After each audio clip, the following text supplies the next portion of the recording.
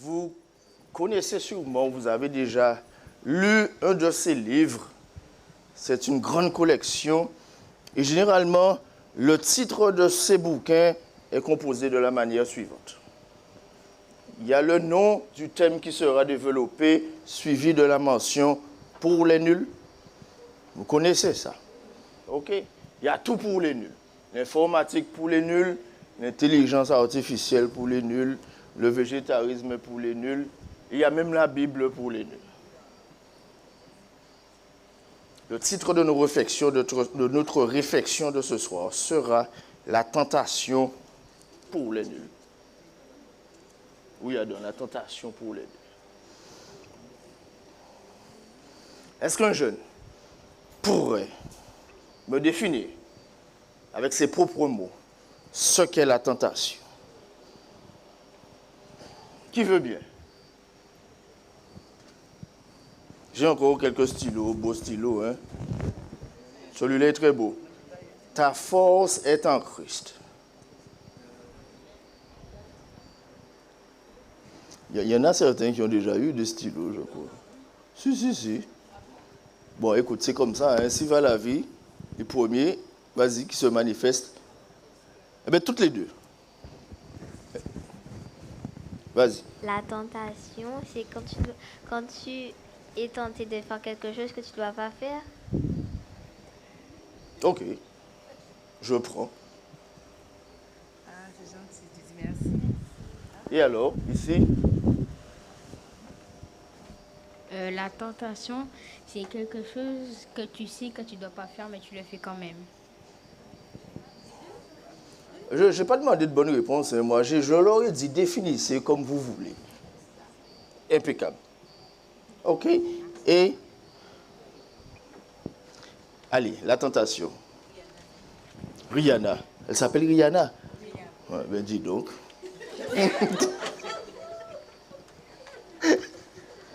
Ben, pour ma part, je dirais que la tentation, ça vient du verbe tenter, ce qui veut dire pour moi que c'est être attiré par quelque chose. Mais si on parle théoriquement biblique, c'est tenté par... pardon, je voulais dire attiré par quelque chose qui est mal. OK, je prends. À la fin du service, tu viens me voir? Rihanna. D'accord? Ah ben tiens. Je voudrais juste rajouter le verbe titiller. Le verbe titiller. Parce que quand on est tenté, on est attiré par quelque chose. Ça ne veut pas dire qu'on va le prendre directement, mais on est titillé. OK. C'est un synonyme. Très bien. Je vais vous donner la définition que nous propose le dictionnaire. Ensuite, nous allons simplifier cette définition pour que tout le monde comprenne, et même les enfants. Voilà la définition qui nous est proposée dans le Larousse. Le dictionnaire Larousse définit la tentation comme un attrait vers quelque chose de défendu par une loi morale ou religieuse, une incitation au péché ou à la révolte contre la loi divine. La tentation décrit généralement une situation à laquelle est confrontée une personne et à l'occasion de laquelle son caractère sera éprouvé. C'est bien compliqué tout ça. On va simplifier ça. Voilà ce qu'est la tentation. Tu veux faire quelque chose dont c'est interdit. Quel que soit qui a dit que c'est interdit, c'est interdit. Dieu l'a interdit, Dieu te demande de ne pas le faire. Tes parents t'ont demandé de ne pas le faire ou tu sais que tu ne dois pas le faire. D'accord? Tu entends deux voix où tu as des idées et tu te retrouves en conflit. Tu entends cette petite voix dans une de tes oreilles qui te dit « Vas-y, fais-le ». Et de l'autre oreille, une autre voix qui te dit « Ne le fais pas, n'y va pas ». Et j'aime bien ce qu'il a dit, tu es titillé. Et là, tu te dis, bon, je le fais ou je ne le fais pas. Ouais, mais si je le fais, et là, ta conscience te dérange. Parce que tout le monde a compris, surtout les enfants, c'est ce qui m'intéresse. Être tenté, c'est cela. Cela revient à dire que tu peux faire quelque chose de mal, mais n'avoir pas été tenté au préalablement. OK? C'est ça la tentation. Je voudrais que nous revenions à la Genèse, d'ailleurs, dans le livre de la Genèse. Et puis nous allons considérer une bien triste histoire. Celle de deux jeunes, parce que je pensais qu'ils n'étaient pas si avancés en âge que ça. Abel et Caïn. Voilà que Dieu demande à ces deux jeunes hommes de lui offrir quoi? Un sacrifice. Et qu'est-ce que Dieu va demander? De lui offrir quoi? D'offrir quoi? Un agneau. Abel, lui, il est berger. Donc c'est tout simplement qu'il va choisir dans son troupeau un agneau. Caïn, lui, par contre, il est agriculteur. Qu'est-ce qui est passé dans la tête de Caïn alors qu'il aurait pu demander ou acheter, j'en sais rien, à son frère de lui confier un agneau? Il va dire, Dieu demande un agneau, mais moi, je fais ce que je veux. Je vais offrir des fruits et des légumes. Donc, ils sont tous les deux là, dans leur coin, et en train de prier, en train d'implorer Dieu. Et qu'est-ce qui va se passer? Dieu va accepter le sacrifice d'Abel, ce qui est tout à fait normal, et il ne va pas agréer le sacrifice de Caïn. Et un sentiment va naître dans le cœur de Caïn. La jalousie. Alors que son frère n'y est pourtant pour absolument rien du tout. Et le récit biblique va dire ceci. L'Éternel, Dieu va s'adresser à Caïn. Nous sommes dans Genèse 4 et au verset 6. Voilà ce qui est dit. L'Éternel dit à Caïn, pourquoi es-tu irrité et pourquoi ton visage est-il abattu? Dieu voit qu'il se passe quelque chose.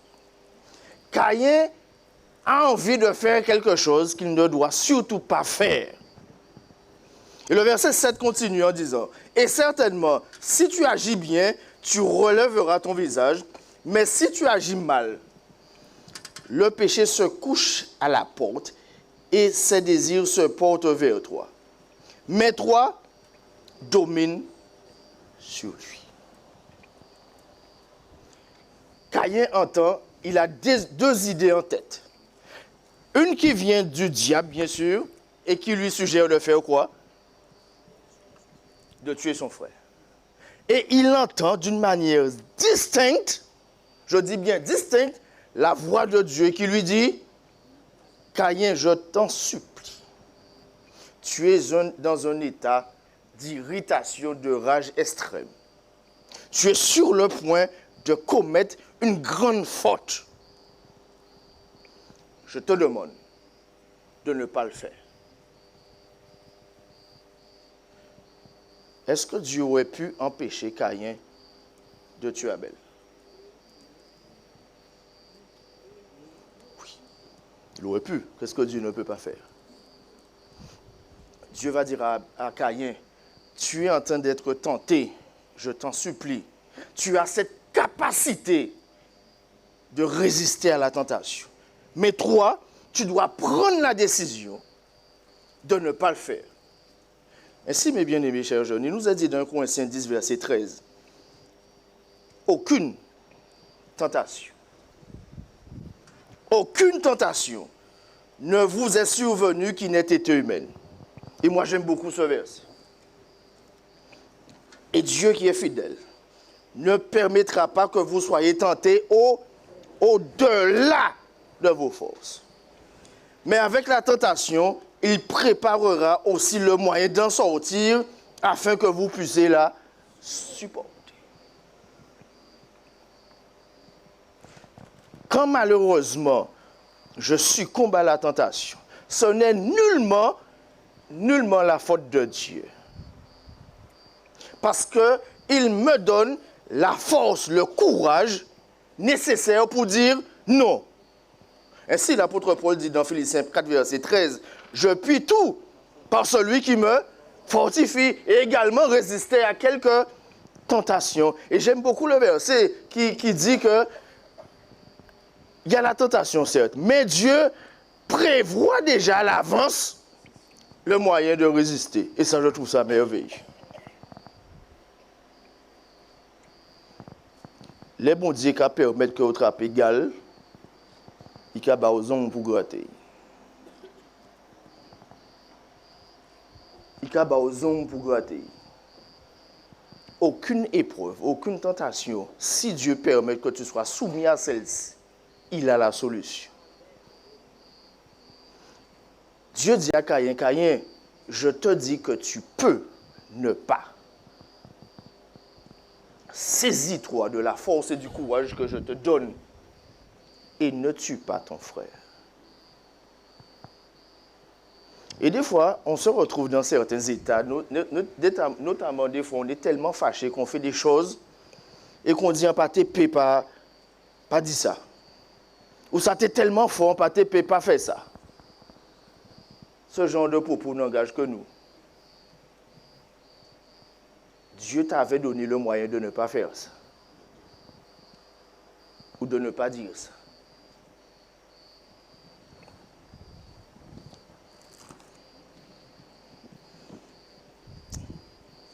Comment ne pas parler des parents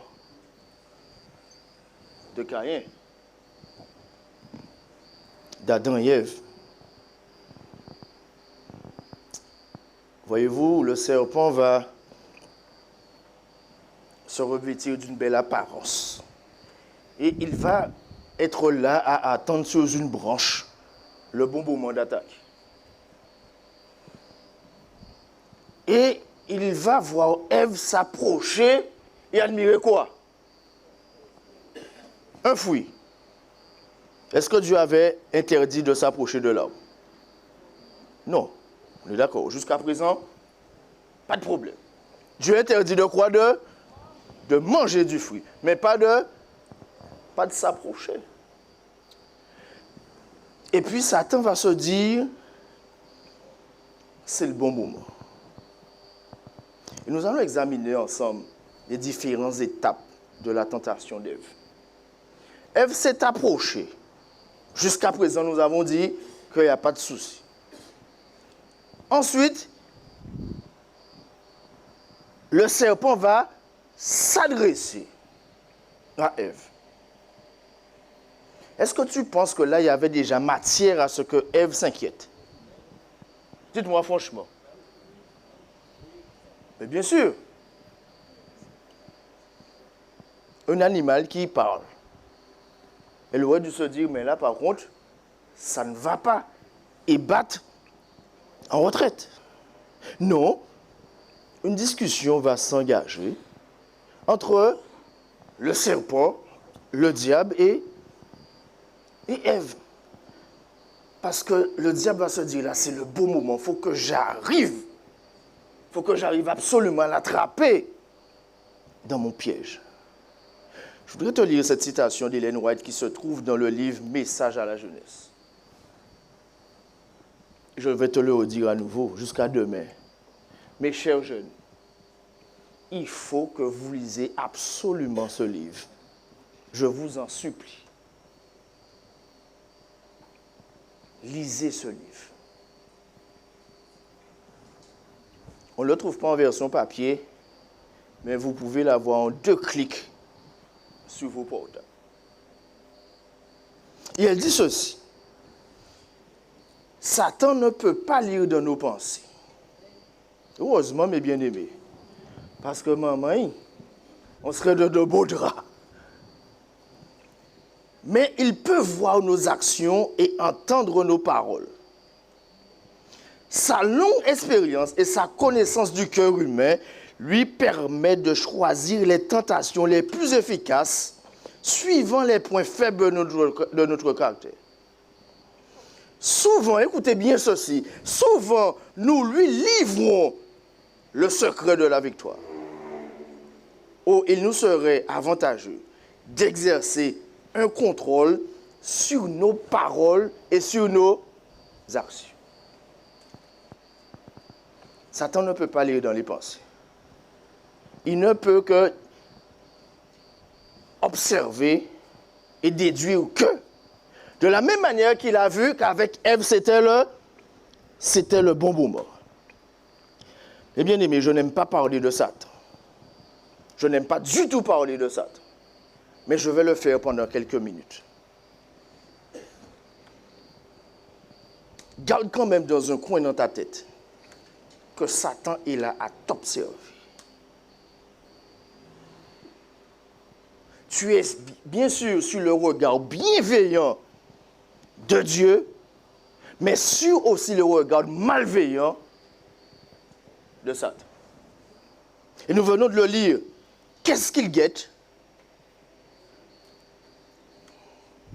Le bon moment. Le bon moment. Et ce roi dit que c'est souvent nous qui lui donnons le signal et nous lui disons c'est bon, le bon moment. C'est maintenant. Surveille ton langage et tes actions. Les Okamete ou en pas dit n'importe quoi. Parce que Satan se dit, ah bon, ou pas senti ou te fouté un coup de bitin? Eh bien, je vais te donner l'occasion de le faire.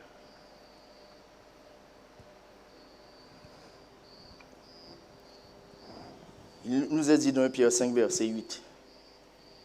1 Pierre 5, verset 8. Soyez sobres. Veillez. Votre adversaire, le diable, rôde comme un lion rougissant, cherchant qui il dévore. Nous devons lui résister avec une foi ferme. Quelle est la tactique de chasse du lion? Les jeunes. Comment il s'y prend? Comment? Il avance face au vent de sorte à ne pas se faire opérer. Il avance face au vent. Je ne connaissais même pas ce détail. Mais oui, les félins. Très bien. Subtilement. Il vient subtilement, il ne se fait pas remarquer, il observe. Très bien.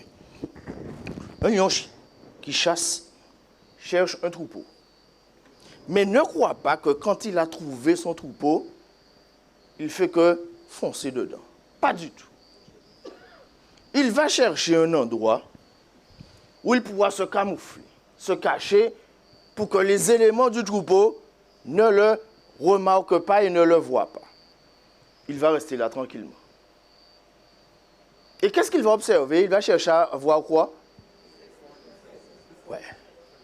Pas le plus fort, le plus faible.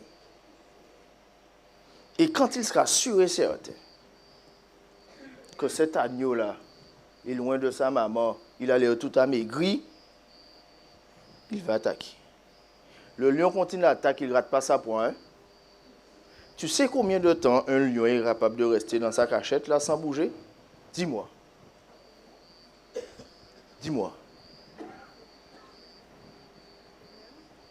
1 heure? Même moi, je suis capable de faire ça. Toute une journée, je suis capable de le faire aussi. Je suis capable aussi. 1 semaine. Non, pas 1 an quand même. Il aura le temps de mourir de faim. Le lion est capable de rester 1 heure, 1 semaine, camouflé en observant sa proie. La Bible compare l'attaque du diable à l'attaque d'un lion. Le diable est là à t'observer et à la moindre faiblesse, à la moindre occasion que tu lui donnes, il va t'attaquer. Alors ne lui laissons aucune chance. Absolument aucune. Quand tu es irrité, quand tu es fâché, quand tu es contrarié, tu vas en parler à qui? Dans le secret, dans ton cœur. Et même quand tu pries, fais attention à ce que tu dis à Dieu. Si son but est trop délicat, fais une prière secrète. Cela doit concerner Dieu et toi.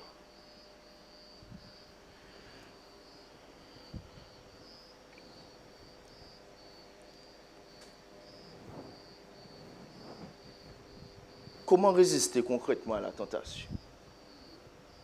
Concrètement, je pense que dans un premier temps, il faut éviter et fuir toute situation qui pourrait te tenter. Qu'est-ce que vous en pensez?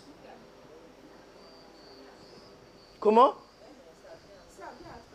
Non, non, je ne suis pas d'accord avec vous. Je vais vous dire pourquoi. Je ne suis pas d'accord avec vous. Il y a des tentations qui viennent à toi. On est d'accord? Mais des fois, tu te mets dans une situation aussi. Laissez-moi vous dire quelque chose. Nous avons dit au début qu'il n'était pas interdit de se rapprocher de l'arbre. Il n'était pas interdit. Mais si Adam et Ève avaient pris, si Adam, je ne sais pas moi, avait dit à Ève, tu sais quoi, pour que nous n'ayons aucun problème avec cet arbre, on ne va pas s'en approcher. Il aurait pu, hein, je dis, hein. Nous partons en bablanouiller là. Vous avez entendu? Non. Dites-moi. Dites-moi. Laissez-moi vous dire. Oui. Eh bien, je vais prendre un autre exemple. Je prends un autre exemple. Écoute-moi, tu es alcoolique. D'accord? Tu es rentré dans une unité de sevrage où on t'a appris à te débarrasser de cette accoutumance de l'alcool. OK? L'une des choses qu'on te dit, c'est arrange-toi pour ne pas te retrouver avec des gens qui boivent. On est d'accord? OK? Mais oui, mais quelqu'un qui est alcoolique, le truc est là. Il suffit qu'il se retrouve même une seule fois en compagnie de gens qui boivent, il risque de rechuter. C'est pour ça que je dis l'une des choses, c'est autant qu'on fait se peut, d'éviter de te trouver dans une situation où tu seras tenté. Autant que tu le peux. Mais je suis d'accord avec vous, des fois ce n'est pas possible. Bon, s'il vous plaît, vous avez tout à fait raison. Mais vous avez raison. Mais vous êtes d'accord avec moi, dites-moi. Très bien. OK.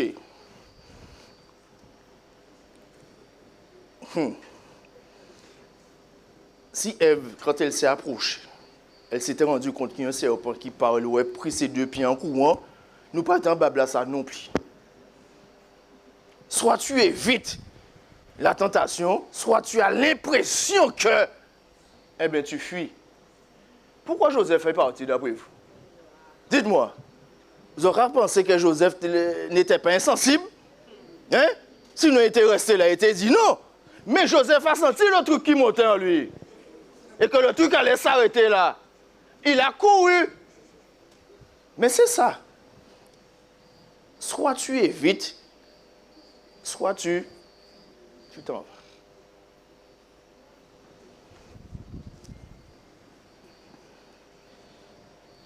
Le livre Jésus-Christ, le 3e livre que je te conseille de lire.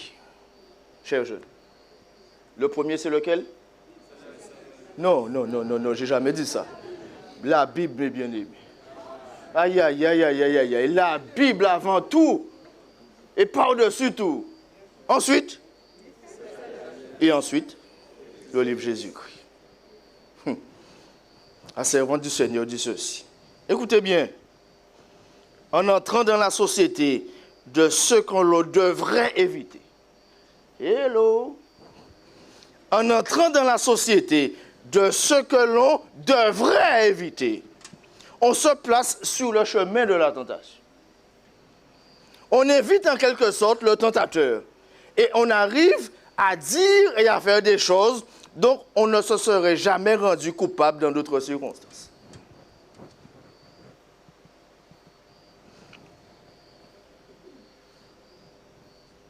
Hier soir, nous avons parlé des influenceurs, n'est-ce pas? Donc, quelqu'un peut t'influencer à faire quelque chose dont tu t'es interdit. Quand j'étais en Belgique, là où j'ai fait mes études, ça je l'ai déjà dit. Un vendredi soir, il était prévu qu'avec mes amis adventistes, qu'on se rassemblait, je pense même que c'était chez moi pour saluer le sabbat. J'avais convenu cela. Mais ce n'est pas parce que je suis adventiste que je fréquentais que des adventistes, et Dieu merci. Je connaissais aussi des Guadeloupéens, je ne les fréquentais pas plus que ça, mais en tout cas on se connaissait qu'ils ne l'étaient pas. Et ne voit-il pas qu'un d'eux m'appelle et puis il me dit ce soir, Jérôme, est-ce que tu voudrais venir avec nous? On va aux Pays-Bas. Vous savez, c'est 2 pays et tout. Et on va se rendre à Maastricht, à la frontière belge. Je suis à peu près 1h30 de Bruxelles. Alors je lui ai dit, écoute, je réfléchis. Donc on raccroche. Je me dis, écoute, Jérôme, tu as prévu d'aller saluer le sabbat avec tes bien-aimés frères et sœurs. Là, on te propose d'aller te balader à Maastricht avec des personnes qui n'ont pas la même perception que toi du sabbat. Mais je me dis, c'est quand même l'occasion de sortir un peu de Bruxelles, aller me promener pour voir un peu du pays. Pourquoi pas? Là a commencé le processus de tentation. Je fais quoi? Je reste raisonnable ou je vais aux Pays-Bas? Et puis tantôt je me dis, bon, je ne vais pas y aller. Je vais leur proposer d'aller une autre fois. Je me dis, mais Jérôme, écoute, c'est juste une balade, tout va bien se passer. Et finalement, j'ai pris une décision. Laquelle? Pays-Bas.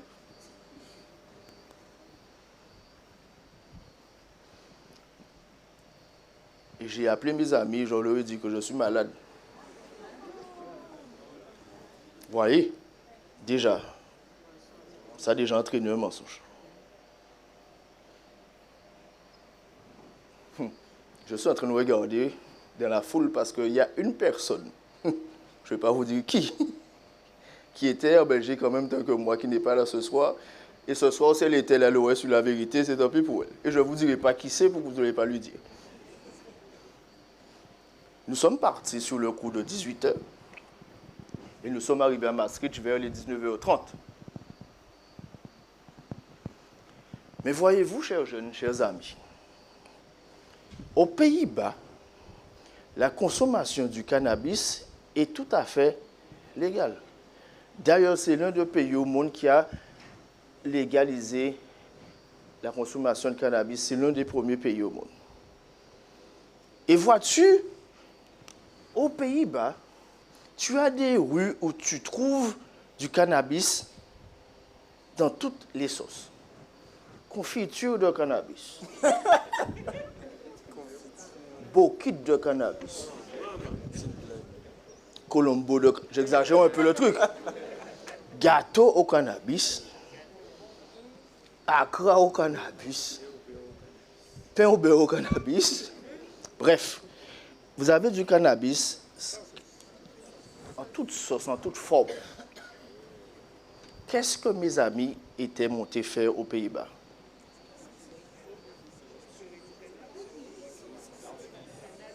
Découvrir l'art culinaire des Pays-Bas, exactement au mieux. Ils ont été prendre leurs pieds. Donc, un coup, ils rentraient là, ils mangeaient un gâteau au cannabis. Tantôt, ils fumaient carrément dans la rue l'herbe de cannabis. Ils ont passé la nuit à faire ça. Et là, je me suis dit, Jérôme, dans quel pétrin tu t'es mis? Mais Dieu merci. Quand il consommait, il me proposait. Là, je n'ai pas été tenté parce que j'étais triste, j'avais honte. Je ne voulais qu'une chose, c'était de rentrer chez moi. Donc, c'était un non radical, même pas une tentation, c'était non. Je me suis dit, je suis déjà assez en problème pour ajouter. Jérôme, tu aurais dû être avec tes amis en train de saluer le sabbat. Bref, c'est pris en prix qu'on va faire. Mais si c'était que ça, s'ils consommaient, bref, ils sont restés corrects, raisonnables, voilà. Mais ils ont fait le plein. Le plein de résine de cannabis. Sauf que pour traverser la frontière Pays-Bas-Belgique, tu as droit à une certaine quantité. Ils ont largement dépassé la quantité de cannabis légal. Nous reprenons la voiture. Mais écoutez bien, les gars sont complètement défoncés. Je leur ai dit, écoutez, là par contre, c'est moi qui conduis. Parce qu'il n'y avait aucun, en tout cas le chauffeur, le propriétaire de la voiture n'était pas en état. Mais écoute bien, cher jeune, pendant que je conduis, je me dis, Jérôme, tu te rends compte? Si à la frontière, on vous arrête, c'est toi le chauffeur. Il y a de fortes chances que tu passes une très mauvaise quart d'heure. J'étais là à dire, Seigneur, c'est pris en j'ai pris. Je regrette amèrement. Mais fais en sorte qu'à la frontière, il n'y ait pas de douane. Il faisait froid. Tu baisses la vitre, il fait froid. Tu hausses la vitre, les gars sont en train de fumer dans la voiture. J'ai eu mal à la tête. Et je me suis senti un peu flotté, c'est normal. Tu respires le truc. Si j'avais fait le bon choix, ne pas me retrouver avec... Je ne vais pas dire ces gens-là parce que ce n'est pas faute à eux, c'est moins. Me retrouver avec des gens qui n'ont pas les mêmes valeurs chrétiennes que toi, ça ne me serait pas arrivé. Cher jeune, évite de te retrouver, de te mettre dans des situations où tu seras tenté. Évite absolument. Toutes les personnes qui sont alcooliques, ou qui fument, vont te dire que c'est quelqu'un un jour qui leur ont dit « Vas-y, un petit coup ». Et ils se sont retrouvés à être dépendants.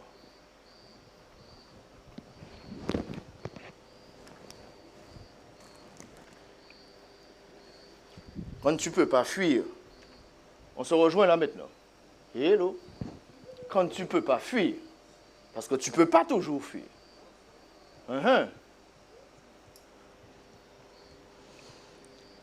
Alors je voudrais que tu prennes l'exemple de mon idole et qui doit être aussi ton idole, de Jésus. Je n'ai aucun autre exemple meilleur que celui de Jésus. Je n'en ai pas. Hébreux 4, verset 15 nous dit ceci. Je vais lire, mes bien-aimés, notez, parce que nous sommes pris par le temps, comme nous devons nous retrouver demain. En parlant de Jésus, car nous n'avons pas un souverain sacrificateur qui ne puisse compatir à nos faiblesses. Au contraire, il a été tenté comme nous, hein? Mais bien-aimés, ça c'est faux, en toutes choses, sans commettre de péché. Un jeune m'a posé cette question et j'avoue que c'est l'une des fois où je n'ai pas osé répondre à la question suivante. Frère Voltaire, tu as lu ce verset. Est-ce que cela voudrait dire que Jésus a été tenté par l'homosexualité? Mais bien aimé, j'ai dit aux jeunes, écoute-moi bien. Je ne vais pas répondre à cette question. Parce que le texte dit quoi?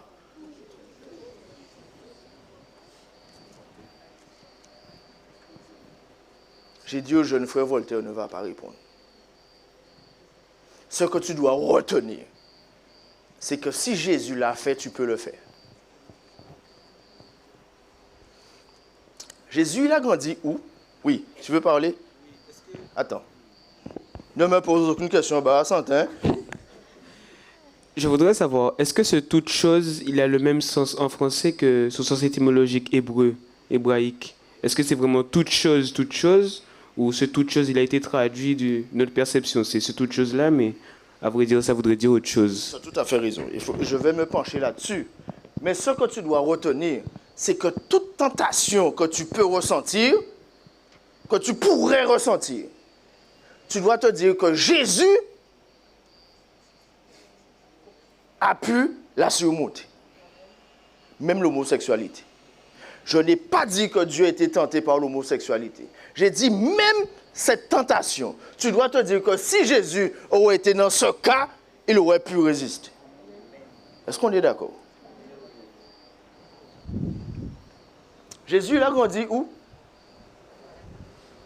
Où? À Nazareth. C'était quoi la réputation de cette ville? C'était l'endroit le moins fréquentable de la région. Et puis, ne choquer personne. J'allais demander à quelle ville, à quel coin, quelle commune qu'on peut comparer ici en Guadeloupe, mais non, je ne la pose pas. C'est les autres qui disent, pas moi. Si bien que quand Philippe va aller voir Nathanaël pour dire, on a trouvé le Messie, Nathanaël va dire, ok, Il est où? Il est d'où?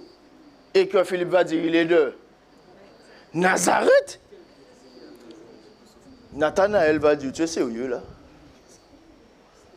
Peut-il venir quelque chose de bon de Nazareth? Cela revient à dire que Dieu n'a nullement préservé son fils de la tentation. Il a fait en sorte que Jésus grandisse à un endroit où il y avait toute espèce de vices les plus odieux. Et vraiment pour montrer à Satan aussi, tu crois qu'il ne va pas y arriver, on va te montrer ça. De sorte que Satan ne peut qu'avoir le bec cloué, je vous ai dit hier soir. Ton exemple doit être Jésus. Et je te le dis depuis samedi, si il a fait, tu peux le faire. S'il a résisté, tu peux résister. Oui, ma bien-aimée.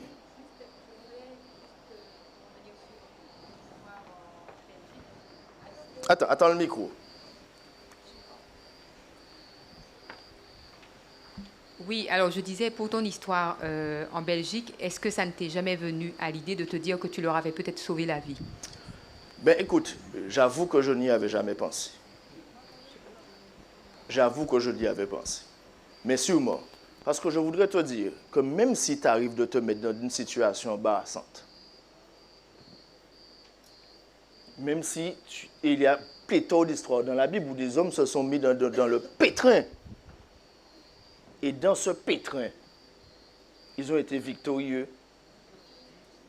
Quel exemple on peut prendre? Ça va me revenir. Samson. Mais bien sûr. Donc, je pense que oui. Mais il faut quand même éviter.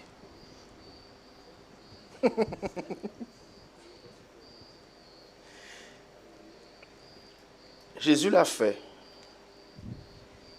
S'il l'a fait, tu peux le faire. Et pour terminer, je vais te dire ou te rappeler quelle est la solution pour résister fortement au diable. Elle se trouve dans Matthieu 26 et le verset 41. Texte que par contre nous allons lire. Matthieu 26 et le verset 41. Veillez et priez, afin que vous ne tombiez pas dans la tentation. Car l'esprit est disposé, mais la chair est faible. Ta force est en Christ. Et dans la prière, par la relation que tu as avec lui, Dieu est prêt à te donner la force et le courage de résister à toute tentation. Sébastien, ça fait longtemps que je n'avais pas donné une sur Sébastien. La maman de Sébastien a fait des sucres à coco. Ils en ont déjà mangé pas mal, il en reste 3.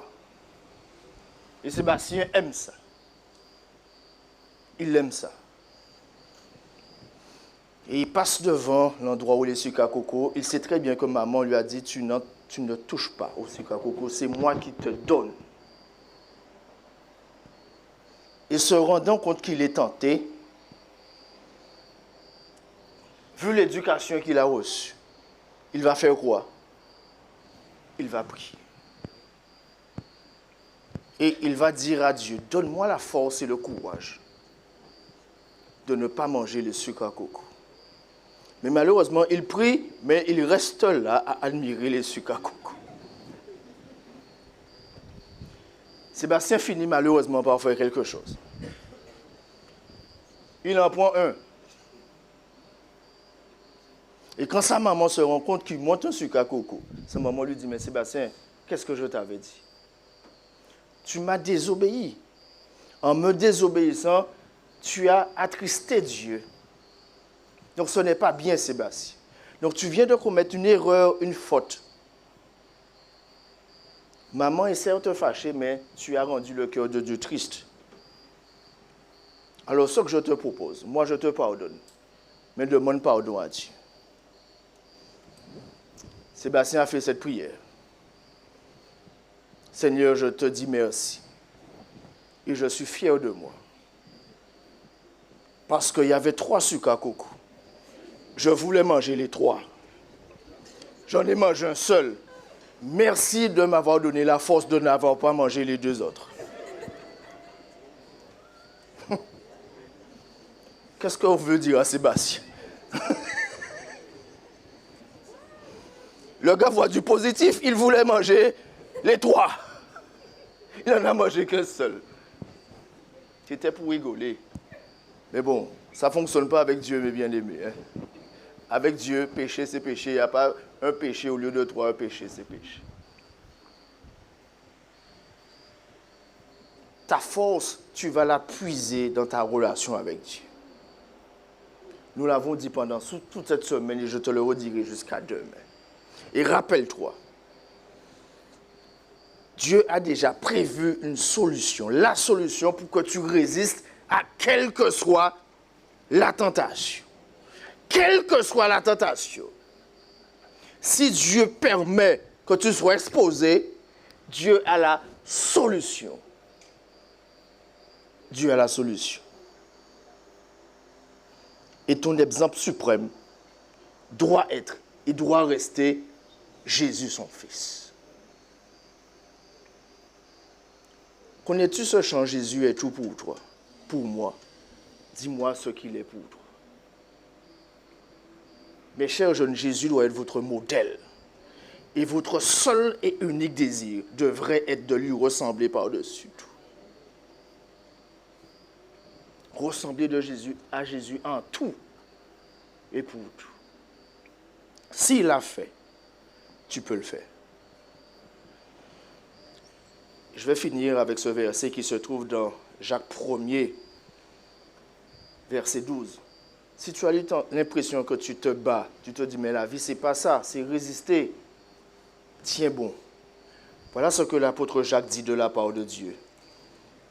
Heureux l'homme qui supporte patiemment la tentation. Car après avoir été éprouvé, il recevra la couronne de vie que le Seigneur a promis à ceux qui l'aiment. On t'a fait connaître, cher jeune, ce qui est bien. Et ce que l'Éternel demande de toi, c'est que tu pratiques la justice, que tu aimes la miséricorde et que tu marches humblement avec ton Dieu. Amen.